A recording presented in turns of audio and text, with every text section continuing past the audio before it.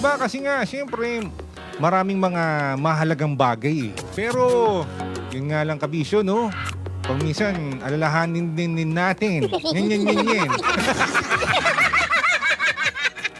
Napagkalusugan na natin ang nadali.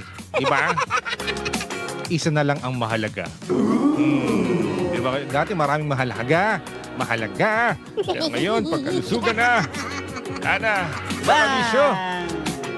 Hindi ba tayo titigil hanggat hindi na ospital? O, baka ito na yung sign, ha? Oh.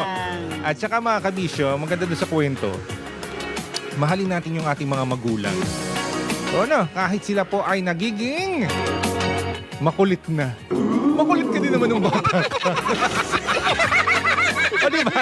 Bumabalik lang. Ay, nakakabisyo, 11:33 ang ating oras. Yan po ang ating Dear Love Story for